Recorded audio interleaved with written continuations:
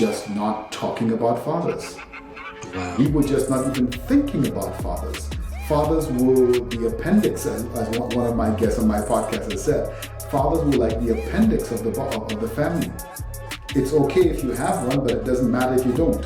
Embrace those experiences. There'll be plenty of time for the difficult conversations, for the hard lessons. You're right. We're raising more than just our children. Yes. We're raising the children connected to our children. Exactly. And I think a lot of people do misinterpret that or let that fall on deaf ears or blind eyes. That like the kids that my kids are talking to, I'm also help raising.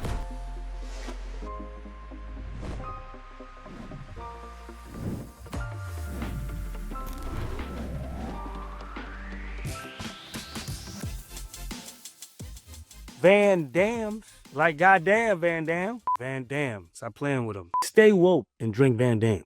Today's episode is sponsored by Van Dams, the luxury energy drink that keeps your grind sharp and your vibe clean. Premium energy, no crash.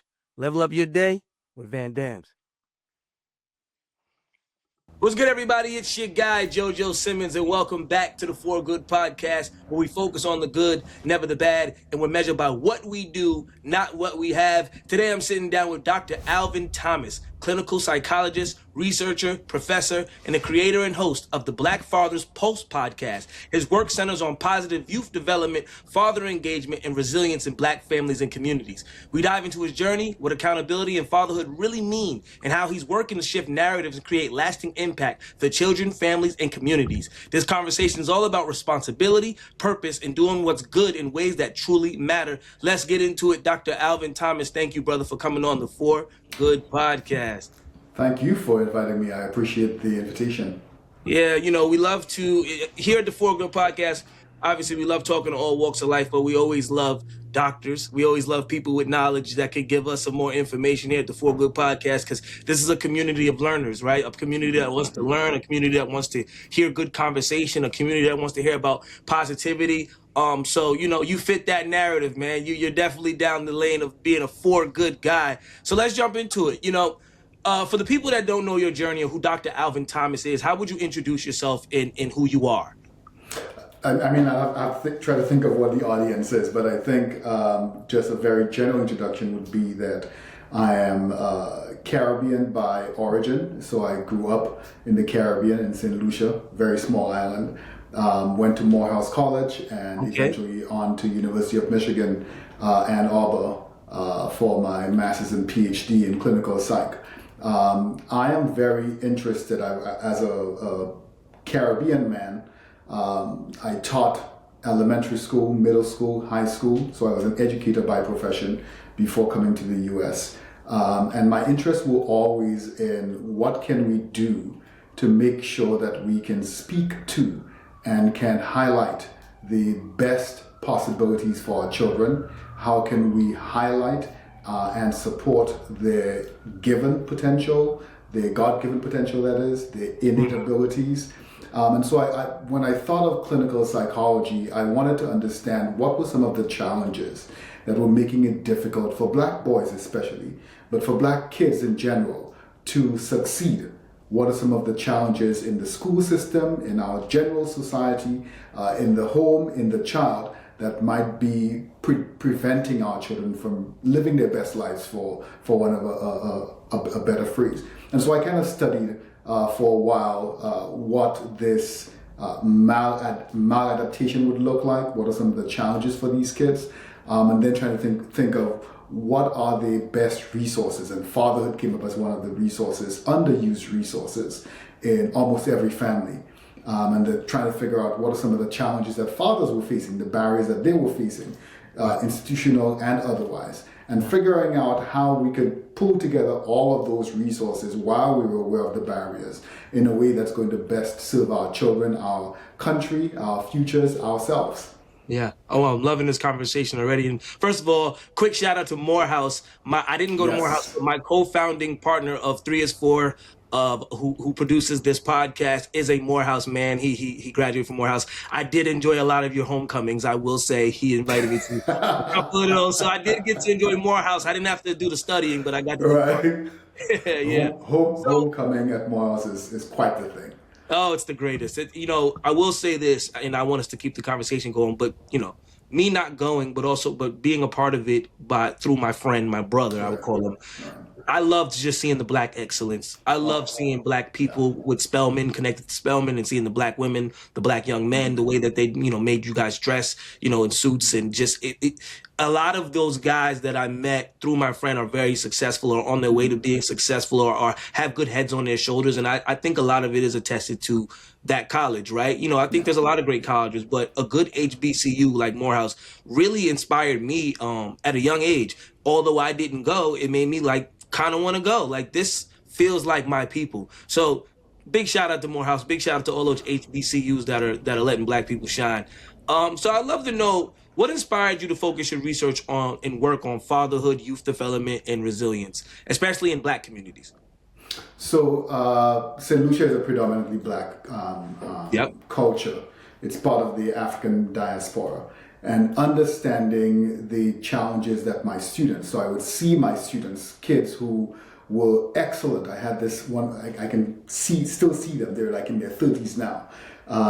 This young man who was just a gifted natural artist. He would Right. sit and would just draw stuff. But the challenges that he was facing at home, in the community, financial challenges, were making it so much so that it was difficult for him to even sometimes attend school. And when he did attend school, it was making it even difficult for him to even be psychologically present when he was there to really benefit from the tutoring. And he was not the only one. He was just one of many students who were having those challenges. And so I told myself, I convinced myself that somebody needed to study this. Somebody needed to figure out what, it may not be useful for this generation, but the generation that comes after them we need to figure out what we could do to make it better for these kids. I think I taught English language, English literature, and a number of other subjects, and I thought lots of people can teach those subjects, but nobody's really trying to figure out what are some of the other dynamics that are coming into play, and how can we fix those dynamics. And I started in the US and at Morehouse as well.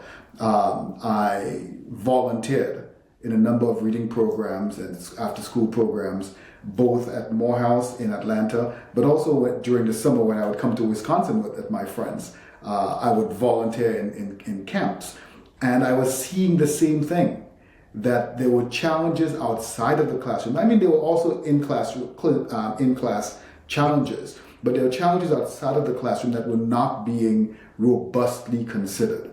And what would it mean to step in a way that was going to provide strength, provide specific skills, and build resilience of children who may not necessarily be coming from the best homes with the best resources? How can we build those skills for acquiring resources that will be useful for the education process and for just overall development as productive citizens? And so I thought, I need to go in and study this. And as I was studying this, I met with my research advisor, Dr. Cleopatra Caldwell, who retired about a couple of years ago. We're still very close friends, stay in touch. And she was doing this Fathers and Sons program in Flint, Michigan, where she was bringing together these non-resident African-American fathers with their 8 to 10-year-old sons and trying to work on a number of different CDC-type behaviors, risk behaviors. And I thought, what would it look like to think about fathers as a potential resource in the clinical space,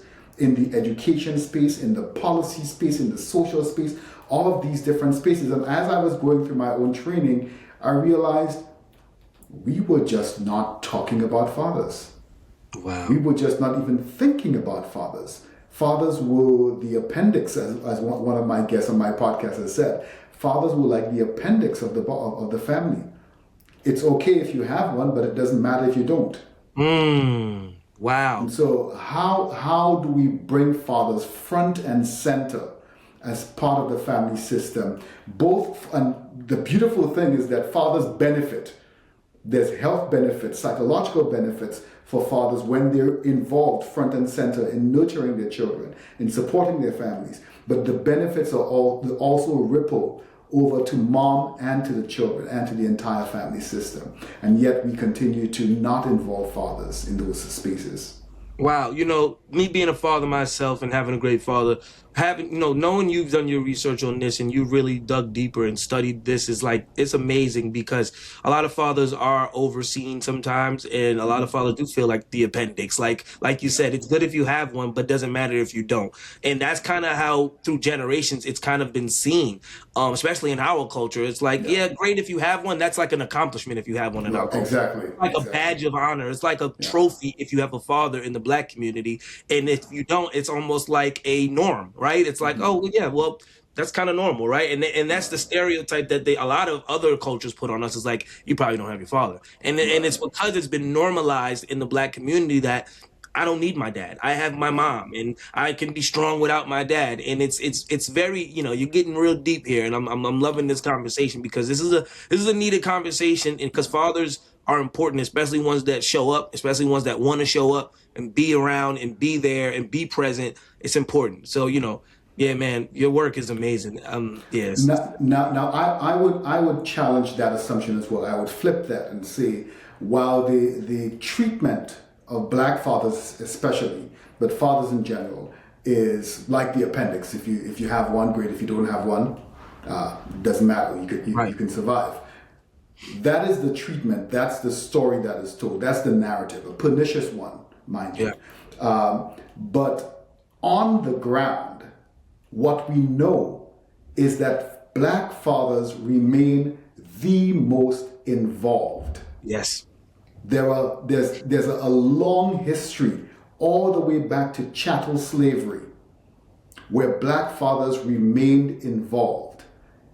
In very many cases, they were not available to be resident fathers, so they couldn't live in the same home because of the circumstances and the structures around chattel slavery.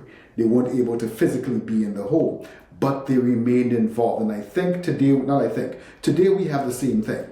You have fathers who don't necessarily live in the same home as their children for a number of different reasons, positive and not so positive reasons. But those fathers still remain involved. Our systems don't capture those fathers. Right. Yeah. Because the father who is providing financial support, providing nurturing and emotional support, and showing up for T-ball games, even though he does not live in the home, there is no system set up to capture, to identify those ways that those fathers are involved. The systems that we have capture things like child support. That's a legal avenue. Capture things like welfare. Those are legal avenues. Child custody. Those are legal avenues. And so where are all of the fathers who exist outside of those legal avenues? Right. Where are all of the fathers who are currently picking up kids and dropping off kids? I have a ton of friends, a lot of them Morehouse alumni, Morehouse brothers, who are extremely involved in their children's lives, right there. Yep. And we're not asking, they're not asking for a parade to be thrown in their honor for doing what they're doing. And yet they are never included or represented in that narrative of the Black father who is not present, the Black father who has abdicated his role. They're not represented in that narrative. So speaking about these stereotypes as we jump into it, how do you think that we change that narrative of those stereotypes that we talk about? Sadly, we have to talk. We have to make the conversation about fatherhood more normal. So this conversation helps to normalize it. Yeah. Fathers talking about their experiences. So I was just reading one of my Morehouse brothers' Facebook post, and maybe that says something about me that I'm still on Facebook. Maybe we're all still on Facebook. I'm still on. Oh, good. That makes me feel much younger then. Yeah. So he on his Facebook post, he's posting about the temper tantrum that one of his twin daughters was having, and talking about the basic silly things. Like, I think her temper tantrum was around that she couldn't differentiate that her dad was also her mom's husband.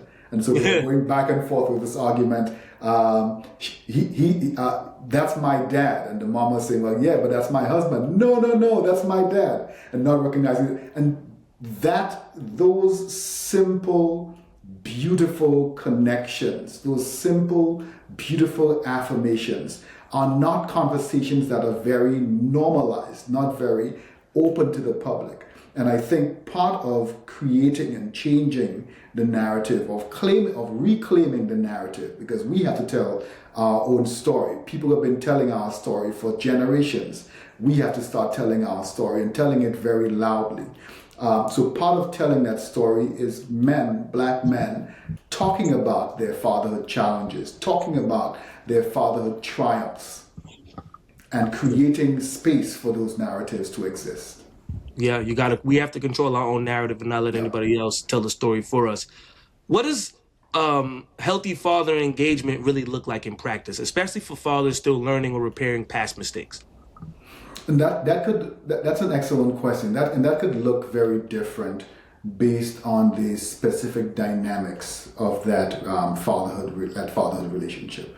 Right. So you have some fathers, like I said, who are non-resident.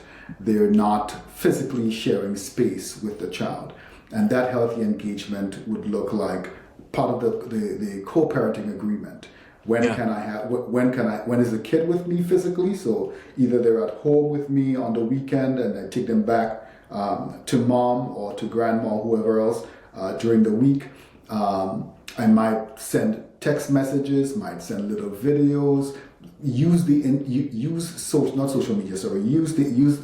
technology to connect, to create space, to share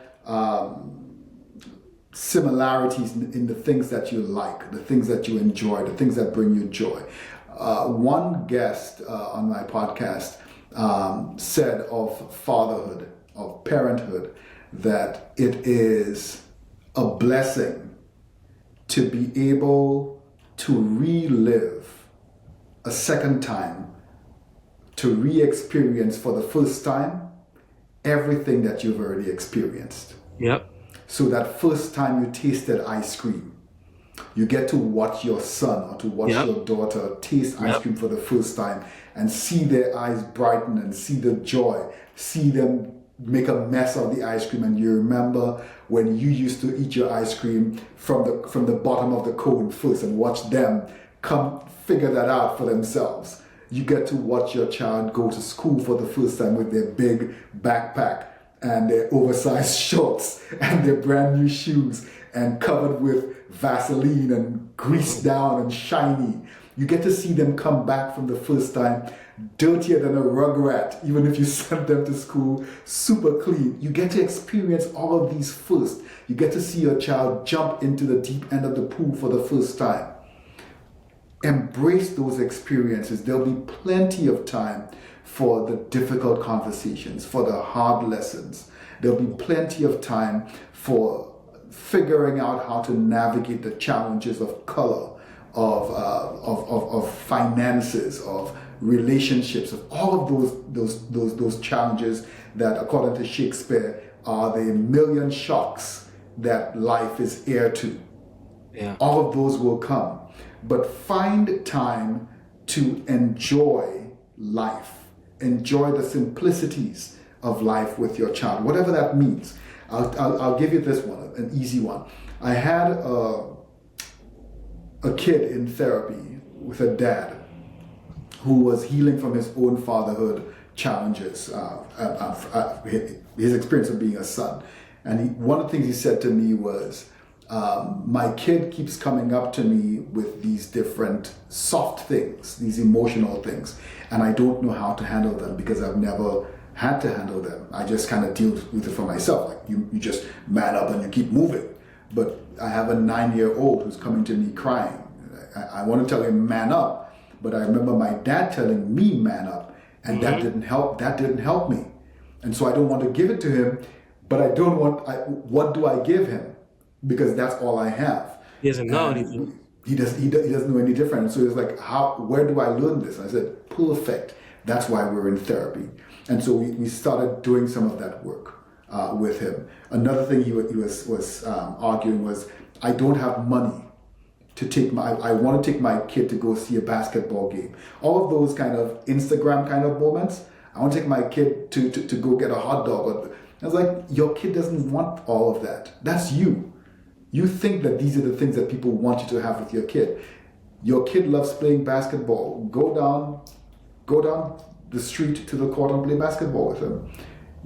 Play trash can ball.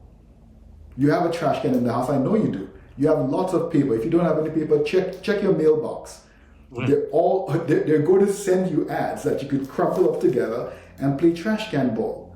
The experience, the joy of being able to do something as silly as that with your kid, what it means to your kid is going to remember that. So find those. You don't need anything complex. Be present. Yeah. Be available. The two things. Be present and be available. And by present, I mean put your phone down. Yeah. Put it on silent. Turn it over so you can't see it when it lights up, so that your kid can't see it when it lights up. So when your kid looks at your face, they see your eyes staring back at them, and they know they have all of you. Yeah. Be present, be available. Deep, for real. That was great.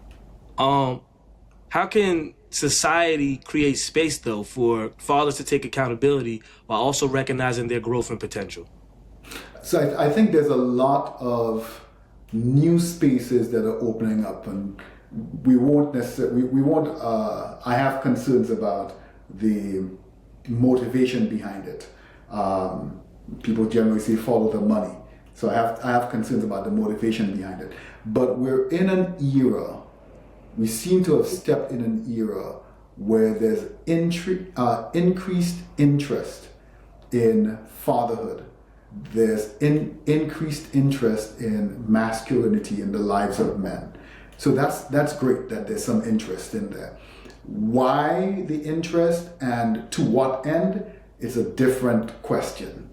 But the fact that there is interest means that there is now space for creating something different, creating something new. And there are a lot of men, a lot of groups that have formed that are interested in creating different conversations about manhood, different conversations, healthy conversations about what fatherhood looks like and how fatherhood is represented. Find those spaces. And if you don't see a space for yourself, create a space. There are lots of individuals who are not necessarily men, but who work with men or are connected to men. And are interested in the health of men because they see the benefit to families in general. Those individuals can also be, I don't like to use the word allies because people use that so loosely these days, but those persons could be good collaborators, good partners in helping to expand the conversation. Where we need to see this interest go is towards policy change.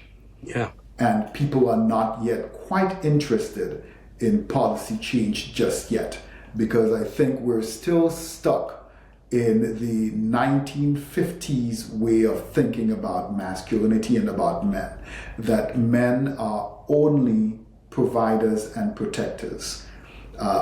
Men are providers and protectors, but that is not their only role. And provision does not only show up in this one-sided way, financial provision, and that's it. There's emotional provision, nurturing. Those are different elements, tap into different elements of the humanity of men, of the humanity of fathers, that allows them, one, to be able to bring that humanity without judgment into the fathering space, into the family, and two, allows them the freedom to experience it for themselves. Because a lot of men have not experienced their full humanity, have not experienced the full gamut of their emotions. They're stuck in these very tight constructs of what we think masculinity looks like. Policy is difficult to enact, because even men themselves believe the narrative that men don't need to be supported. As a man, if I need something, don't worry, I got it. I'll make it happen. Wow. My family needs help. That's my job. I'll make it happen. Even if I have to go to jail, I'm going to make sure my kids are taken care of. Who says that you have to go to jail for your kids to get taken care of? There are supports that can be found. There are supports that can be created without your child having to lose your presence for provision. So on a societal level, we still do not believe that men need to be helped. Wow. Women can be helped because women are quote unquote weaker. So women can be helped. Children can be helped. Men don't need help. Men don't need support. Men should just figure it out. People don't just figure things out. People have to get support. That's what humanity is about. That's what society is about. Society is a group of people who have similar beliefs, similar ideologies, who decide to work together for the benefit of all. And that's how most of us men feel. We don't feel supported. We don't feel loved. We don't feel needed. We don't, you just feel like we're used for one or two things and that's it. So to say that, I think it's starting to come out in these times that men are starting to realize we're the only ones that don't have any help out here. We're the only ones that is told to keep it moving, and that's supposed to be normal. So yeah, that was, you just cooked up right there, Dr. Thomas. You cooked up. I need to hear that one. Your research highlights the influence of environment, neighborhoods, and systemic factors on children. Which of these factors do you think is the most overlooked when we talk about the child's well-being? Oh, all of them. All of them. But I think the easiest one to work on, because I think people often think, well, if you could just create some kind of social support system or blah, blah, blah, blah, blah, that everything will get fixed. Those are external influences. We know that before the external influences can show up, and sometimes they never show up, sometimes nobody comes to save us, we have to save ourselves. Before those external influences show up, we have individuals who are subsumed in families that are subsumed under neighborhoods that are subsumed in communities that are subsumed into counties. And so a paper that I wrote many years ago, I think it might have been part of my dissertation, just when I was finishing grad school, talked about the concept of collective efficacy. Collective efficacy is academic jargon for it takes a village to raise a child. That's what collective efficacy is. Collective efficacy is knowing that Miss Brown down the street, who is sitting knitting or sitting watching, just enjoying the fresh air of the afternoon, and Mr. Joe, a couple of houses down, that they have the same values or similar values as your parent. So if you're walking down the street, Miss whatever her name was I just gave, I forgot already. She is, as you're walking down the street, she's watching you. And she's expecting you to say hi, to say good afternoon or good morning. And she's watching and she knows who you are. She knows who your parents are, what your parents stand for. And if you're walking down with a group of boys or a group of kids and you're being rowdy, she might say something to you. She might be, why are you so loud? Because she feels a sense of responsibility for you. And Mr. Joe down the street might call out to you, hey, how are you doing? How's the baseball going? When was your last game? Right. That sense of community or collective efficacy is something that we have lost. Mm-hmm. But let me not say lost, because it makes it sound like we're done, we're cooked. It's something that we're losing and losing very fast. Because every one of us on the same street is stuck behind our screens, behind our curtains and drapes, and behind our padlocked doors. You're right. I can agree. I think growing up, even being younger, it was more a sense of community on the blocks. It was more a sense of you knew everybody on that block, every family. You knew what they did for work. You knew, if it snowed and you knew they were on vacation, you'd shovel their, shovel their lawn for them. You'd make sure they got in their driveway. And I think we are losing it. I don't, like you said, I don't want to say like we're cooked, but we definitely don't have that sense of community anymore where the elders can hold our kids accountable even when we're not present to do that if we're working or we're busy. So yeah, man, you making me think for real, for real. How does honesty, even when it's hard, play a role in building resilience in children and communities? I think still part this we can extend it from this sense of collective efficacy. So Mr. Joe on the corner sees you with your friends roughhousing and it looks dangerous, and so he calls out to you and says, hey, you can't be doing this, you have to conduct yourself better in public. And you go home and tell your mom, and your mom comes back and cusses the heck out of Mr. Joe and says to him, you don't talk to my child, you see leave my child alone, my child is, you dirty old man, blah, blah, blah. It's an understanding that you as a parent are not being honest with yourself. Right. That you cannot always be physically present. That as independent as you might want to think that you are, either independent man or independent woman, grown man or independent woman, that you are not self-sufficient. That you cannot do everything. You will not always be there to protect your child. That the protection of your child is beyond just your house. It's beyond just yourself. It includes the individuals around you. So that's a piece of dishonesty to yourself. And you have now taught your child that sense of dishonesty, that the only person who matters, the only view that matters, the only right that matters is mine. Right. Wow. That is not how the world works. It isn't.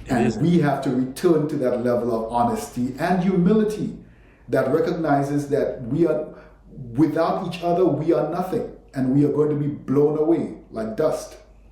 So when it comes to these communities, what would you want to see in these communities when it comes to more support or protective forces? Like what would, in a perfect world, even though we will never get a perfect world, but in a world that you envision, what would you like to see in these communities be put into place? I would like to see families that are interested and demonstrate that interest, honestly demonstrate that interest in the full display of their children's potential. Families that are interested not just in their children, but are interested in all of the children. So I'm interested in my son, but I know that my son is connected to other children. Yeah. And so I have to be interested in them, because whether I want to or not, those children are going to be in my house. Maybe not physically, but they're going to be in my house, because my child, when he or she interacts with those children, is coming back with messages, is coming back with ideas, and that's what I'm going to have to deal with. Worst case scenario, the child that I do not support is the child that's going to break into my house, is the child that's going to mug me, is the child who I'm going to hear was killed. So a lot of the crimes, a lot of the deviance that we hear, some of it falls on us. It's the children that we think, well, that's not my business. I'm going to take care of mine. I'm going to make sure that my children are doing well. That's not my business. Those not my business eventually becomes your business over time. Yeah, I'm heavy on, and my daughter calls me cringe, but I'm heavy on every time she's on her iPad or on the phone with a friend. Hey, who you talking to? And I make myself present. Hey, such and such, how are you? How's school going? How was that test that you guys just took? Because I am a firm believer in what you just said, that even though they may not physically be in your house, they are in your house because they are talking to your child. They are influencing your child. They are, they're talking about things. They're relating on things. And I always say to my wife, I said, we can make sure we never leave our children to their own devices, literally, because we want them to be able to enjoy this generation. This generation's new go outside is the internet. We understand. Exactly. But I want to always make sure I know who she's talking to, what she's playing, what she's doing, and I'm involved. I'm on Roblox. My daughter just asked me, "Hey, Dad, you still play Roblox?" I'm like, "Only when you play. Like when you ask me Exactly. to play." Yep. Yeah, I don't. I don't. I Right. stay. And they always laugh at me, my nephews, my nieces, but that is my way of meeting my kid at what they like doing and what they enjoy doing, but also letting them know that Dad's here to support it. But I'm also here to understand what is happening, to make sure that even you, your friends, know that your dad is very present and your dad cares about them. Like I coach my daughter's basketball team, and all her little friends, they like that I coach the team. Why? Because I treat them like they're her, not, I treat them like they're mine. And not to say Right. that I'm as close to them, but I make Right. sure that they're Right. safe. I make sure that they're okay. I make sure that they feel heard. Hey, how was your day today? If they come up to me, hey, Coach Joe, how you feeling today? How you doing? You had a great game last game. I make sure that because you're right. We're raising more than just our children. Yes. We're raising the children connected to our children. And I think a lot of people do misinterpret that or let that fall on deaf ears or blind eyes, that like the kids that my kids are talking to, I'm also help raising. I may not be actually raising them, but I'm helping instill morals. I'm helping instill different routines. I'm helping instill so many different things that it just makes me feel good to hear that I'm doing the right thing when it comes, because You're I doing the don't. right thing. My daughter thinks I'm annoying and I'm always asking and what's going on, but that's because I'm so present. And when she says that, I'm like, it's because I'm so present. And call me annoying all you want, as long as you're not calling me absent, right? As long as you're not calling me absent, you can call me annoying all you want. Like as long as you're not calling me absent. If you were absent, she would not be able to call you annoying. I'd be annoying in a different way, as I'm annoyed with the man that doesn't show up, right? So Exactly. I'd rather be the annoying present guy, right? So how does your work in research, public speaking, and podcasting complement each other to create real impact? So I recently started a consulting company, Thriving Lives Consulting, and the idea was to take this research, take this series of experiences across my life in different facets, take all of that and be able to offer it to individuals and to institutions to help us better think about how to create and support effective and healthy family ecosystems. So I don't just think about families as these individual units anymore. It is an ecosystem. Yes. It is carefully balanced, and anything could throw it off. But it's also uniquely resilient, because we can keep pumping resources, and an individual could be a resource. So grandma, uncle, the coach, all of these individuals, you throw an individual in there with an additional resource, suddenly the family ecosystem looks very different. But we want to create spaces that allow families to thrive, that allows the individuals in those families to thrive. And so my conversations to institutions also surround that. And so whether I'm talking specifically about the family, or about the child, or about the father, or about the mother, or about the co-parenting relationship, there are these different intersecting parts that look dynamically different from any one part. And yet every single part is uniquely different as well. And so there's this beauty in the diversity that exists within the family, and the diversity that exists between families. And so there's lots of conversations to be had. The podcast, the Black Fathers Pulse podcast, emerged out of a similar understanding, but with the additional benefit of recognizing that there's all these decades of research that exists and sit in books and journals in ivory towers, and academics meet at conferences and talk about it, and that's great and that's beautiful. But the people who were the participants in the studies, the people who are being studied, are asking, where is this research that I was involved in? What is the benefit? What does it say about me? How can I use it? We're trying to put together a program in my community, and we're trying to figure out, has this been done before? Is there a better way for doing it? And I wanted to take that literature and say, let's put it in language that is easily accessible to anybody in our community. And that's how the Black Fathers Pause podcast was born. Creating those conversations for individuals and then eventually starting to tell the stories of Black fathers, having Black fathers come in and say, let me tell you the story of my absent father. Yeah. Let me tell you the pain that existed. Or let me tell you what I was able to accomplish in spite of. And what I am choosing to do going forward. How I am choosing to challenge the narrative and buck the history that was passed down to me. Let me tell you the story of the successes in my fatherhood journey, the successes in my experience with my father, what that looks like. Talk about all kinds of conversations. So creating those spaces for that to happen is where most of my work sits now, both at the academic space, but also in my personal space with the podcast and my blog, the Fatherhood Depot. Love it. You out here putting in that work for us Black fathers, brother. It's me being a Black father, man. This is one of my favorite conversations right now. You got me tapped in for real. I'm gonna watch this episode back a few times, but we're not done yet. We're not done yet. So for organizations and leaders looking to strengthen communities and support families, what's one lesson you'd give to them right now? For organizations and leaders looking to strengthen families,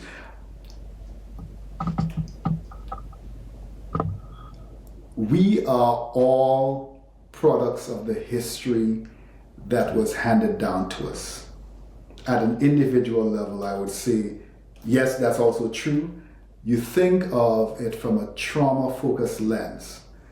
The trauma that you've experienced continues to cloud and inform the way you approach life, the way you approach interactions with people, relationships. And until you deal with and intentionally process that trauma, until you intentionally as a society and deliberately process that history, it remains part of you and it informs everything that you do.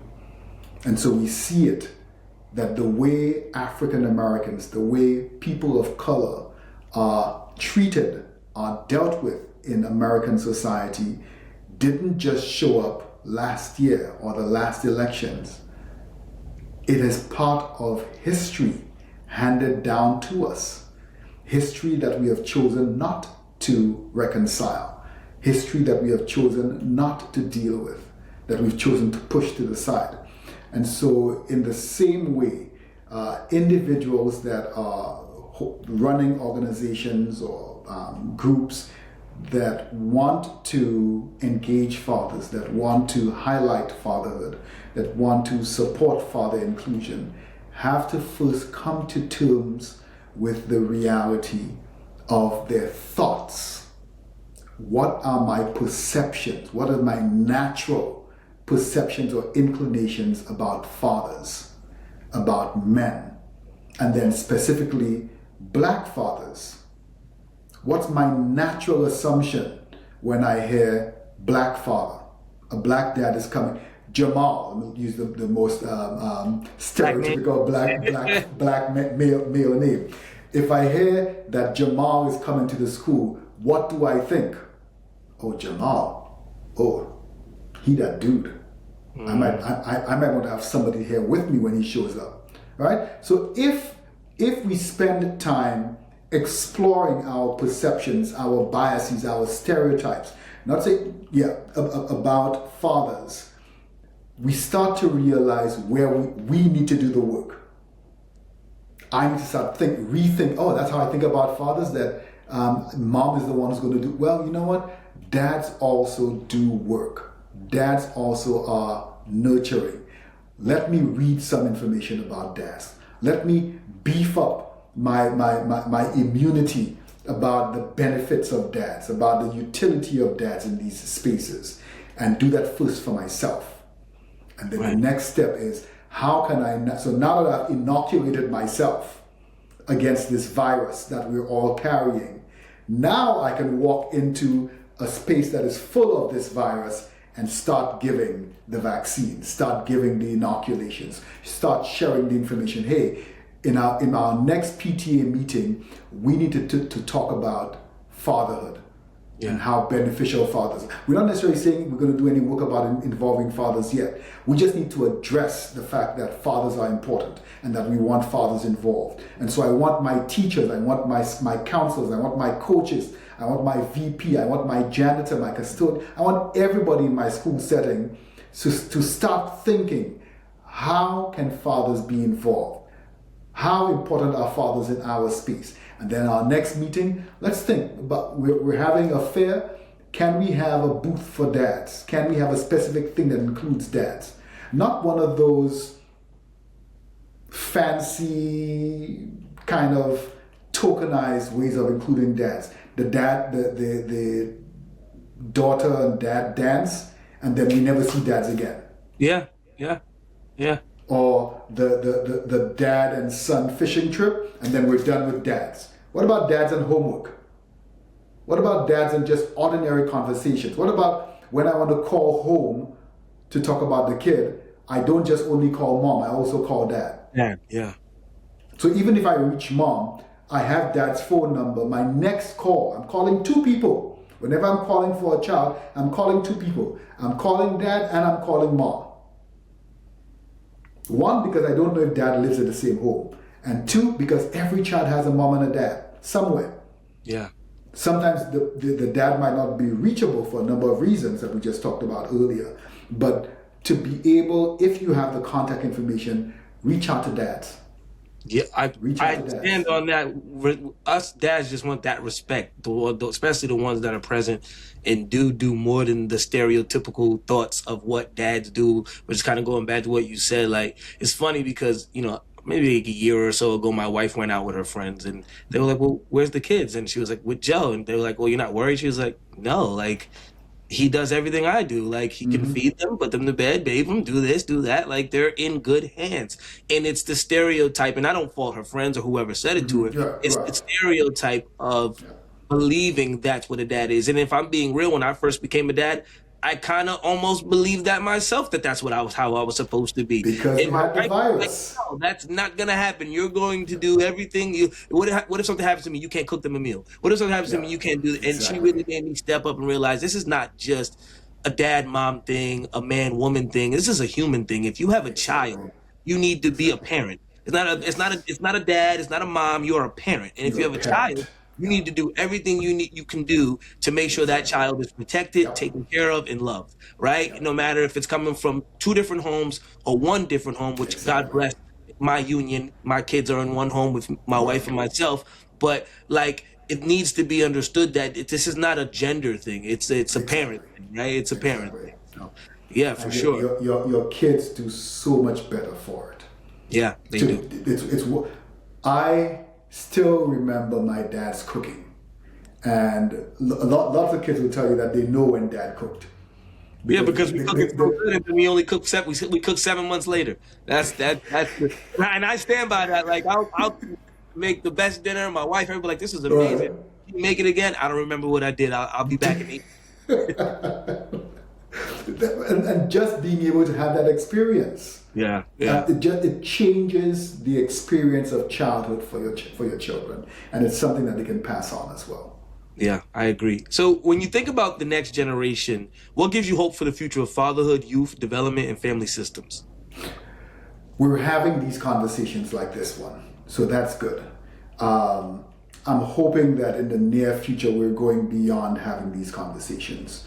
I know there's the Congressional Dads Caucus led by Representative Jimmy Gomez, and I'm hoping that caucus takes off and starts to focus uniquely and unapologetically on fathers and the needs of fathers themselves, not fathers in relation to other people, but on fathers themselves, and then eventually start pulling in what other people could benefit from father's presence and father's skills and resources. The other thing that gives me great hope for the future is that the boys who are growing up today are a little bit more connected to more of their humanity. Yeah. So they can talk about their vulnerabilities. They can talk about their not feeling okay. They can talk about their mental health. I think we're still way behind the 8 ball because there's not been a lot of coping or a lot of coaching around how to do that. A lot of it is just them just kind of pulling it from random places. But it gives me hope that we are moving the needle towards that direction. My concern is a concern that I have for most things in our society, that when we start to shift the pendulum, we shift the pendulum in the opposite direction. So it's almost always a zero-sum game. Yeah. So you're either hyper masculine and super stoic, or hyper not masculine and weak and vulnerable. And we can't find a middle ground. And we've done the same thing with the support for boys. It was everything to support boys and strengthen boys in education and other spaces. And we've now switched the pendulum to everything in support of girls and how to support girls in education and other spaces. Very necessary, very vital. To have support for one and not the other is to operate on half a tank of gas. Yes. Or to operate tired without all of your energy. And so my hope is that we find that balance. We have not found the balance yet with regard to gender and education, gender and a number of other issues. And my concern is that we will fall in the same space. And I think a lot of women, mothers, are concerned that this conversation about support for fathers is going to take away support from mothers. I'm like, it doesn't have to. It doesn't have to. Support for fathers is not an emptying of support for mothers. We can continue supporting mothers evening it out, while supporting fathers at the same time. I think if we can put a man on the moon, if we can put satellites orbiting the earth, if we can bomb countries thousands of miles away down to the size of a 1 square foot tile, if we could do that, we can support both fathers and mothers at the same time. We can. Well, maybe I can't. I can't clap and stamp my feet at the same time. But we can walk and chew bubblegum at the same time. We can do both things. And the balance, I think, is where the space where we have to live. And I'm concerned that we might end up going too far right and essentially just replicate what we're seeing now. A hyper focus on maternal issues with an almost zero focus on paternal issues. Yeah. Great answer. So right here on this For Good podcast, what does doing good really look like to you in your work and in your life? And how do you hope your legacy is remembered going forward? I don't think about legacy because I think legacy is it's fleeting, it's ephemeral, it's fickle. Yeah. I expect that maybe 10 to 15 years after I die, most people won't remember who I am, who I was. I wouldn't say that. You're out here pushing the good narrative, man. And that's why I asked you, what does doing good in your work mean to you? You know, because you're doing good work, man.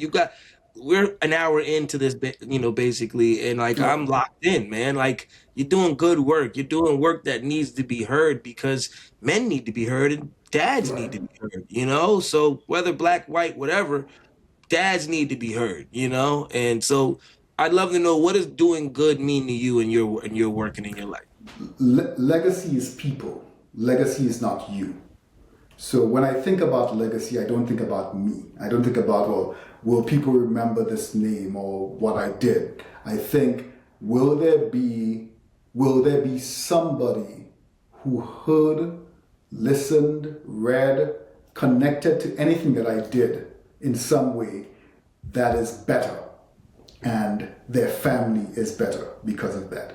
that is the legacy. They may never be able to tap it back to say, oh, I remember this podcast that I listened to that made me change how I fathered, and now my kids are doing so well and they have their own kids, and that's why. No, I don't think that's good. I don't think that's, well, I can't say it's not going to happen, but that's not the focus. The focus for me is, and I think should be for everybody, is what can I do to leave this world a better place than I found it? What can I do to affect the lives of at least one person? At least one person. And every day I wake up, even the days where I feel like I just want to just stay in bed, I know that I'm going to meet somebody, and some conversation that I had, ergo this conversation, some conversation I had with them is going to impact them in a way that I didn't know it was going to impact them. And it's going to impact me in a way that I wasn't expecting that day. I will leave bettered or challenged, and they will leave bettered or challenged. That to me is the work of every individual. If you have children, that's your work every day. Like you're doing that every day. From the moment you open your, and maybe even before you open your eyes, if they're very young, because they'll come open your eyes for you. Every single thing that you're doing is building in that child's life. But even beyond your child, even beyond your family, the thing that you are doing, if you're delivering packages, do it in a way that the people that you interact with are going to be changed, are going to be challenged. If you're working at McDonald's, do it in the same way. If you're teaching, if you're coaching, if you're the CEO, if you're a bank teller, if you're the bank manager, whatever you're doing, if you're doing hair, if you're doing whatever it is that you're doing, do it in such a way that the people with whom you interact leave either better or challenged. I love it. Now, if you could speak directly to all the fathers out there and the fathers that are watching that feel underappreciated, stuck, overwhelmed, what would you tell them right now? I said this to a father, and it's very simple, and I hope fathers hear it for what it is. Your child needs you. Your child loves you. Your child thinks that you are the most powerful, you are the most important, and the best person that they've ever known. They watch you with magic in their eyes, with a twinkle in their eyes. When you show up, you see the change on their faces because you are the fire bringer. Dad is the fire bringer. Dad ignites sparks. Dad creates fires in his children. I don't care what your challenges have been. That's all they are, challenges, not threats, challenges. Challenges can be overcome. You may not have the resources to overcome them now. Connect to people who have the resources to help you. Because what you're doing is not for yourself. This is for your child. For your child present, and for your child next year, and your child every year until they become that adult and beyond. You are important. You are necessary. You are not an appendix. You are not disposable. Be present. Be available for your child. Amen.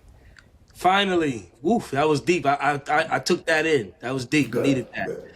Thank you, brother. So finally, what keeps you motivated when progress feels slow or the challenges feel too big? And I know you just talk about challenges, they're just challenges, but what keeps you motivated when those challenges do arise? I remind myself that this too shall pass. And this is just part of the journey. Just because it is difficult doesn't mean it's not necessary, or it's not important, or it's not possible. It's just difficult. So how can I twist this challenge in a different? Am I seeing it in the wrong light? Can I readjust it and see it from a different point, a different angle, and attack from that angle? So I could send out 5 grant applications, and all 5 show up unfunded, and I could not receive grant applications or not receive requests for talks or for consultancies for 2 years. And sit and think to myself, why did I create this thing? I thought people needed this. Why is nobody showing up? And I need to understand that maybe they're not in that space yet. And I'm creating an arc, not because it's going to be used right now, but because rain is coming down the road.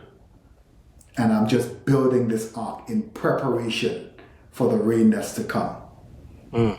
And so I keep remaining diligent in building that arc, and that arc might sit there for a year without use, but I remain diligent in maintaining it, and one day that first drop of rain will fall, and before I know it, the flood will be here and the arc will show its utility. So don't give up on yourself, don't give up on your mission, keep building. That was great. Amazing. Dr. Alvin Thomas, I really appreciate you coming on the For Good podcast. Before we get out of here, I'd love for you to tell people where they can find you, what you have coming up, any books, any promote your podcast. Please let my subscribers know what you got coming up and where they can find you. Thank you very much. It was really a pleasure to be on the For Good podcast. Really enjoyed the conversation with you. Hopefully there'll be more opportunities for us to hopefully I come on your podcast. Let's make that happen. Let's make that happen. We'll have another conversation, find opportunities to collaborate. Those of you who are looking for excellent support and also content, you could find me on my website, dralvinthomas.com. So very easy, dralvinthomas.com. If you want to book services or anything. But if you just want to just follow the content, you could find me on YouTube, Dr. Alvin Thomas again. On Instagram, Dr. Alvin Thomas, Dr_AT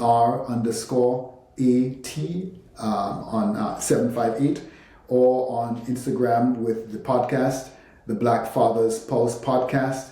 We have a beautiful blog, the Fatherhood Depot, that releases content very regularly. We're on Twitter, we're on Facebook. So if you can't find the Black Fathers Pulse podcast, you could find Dr. Alvin Thomas or just Alvin Thomas. The podcast is on almost every major podcasting platform, Apple, Spotify, all of those. And on YouTube if you want to also watch the videos. Look forward to seeing all of you. Subscribe, of course. Go, of course, to the For Good podcast as well. Great content there. Thank you so much, brother, Dr. Alvin Thomas. I'll make sure I subscribe to your podcast, and I hope that my subscribers do as well. Before we get out of here, I gotta thank you for all the work that you've been doing in the community, especially in the Black community, especially in the father community. It's very needed. I've never really had a conversation this deep about being a father and why it's important to be a present father, but why it's also important for people to support and show love to the fathers that are present and the ones that do need that extra bit of ear to listen to them, the ones that do need to, speak their vulnerability every now and then. So I appreciate you being the one that steps up and does the research and speaks up. I have to give you your virtual For Good flowers, so thank you. I give everybody those at the end of the episodes when I do virtual. I appreciate you, brother, Dr. Alvin Thomas. This is the For Good podcast, where we focus on the good, never the bad, and we're measured on what we do, not what we have. I'm signing out till next time, guys. It's your guy, JoJo Simmons. It's my guy, Dr. Alvin Thomas. Peace.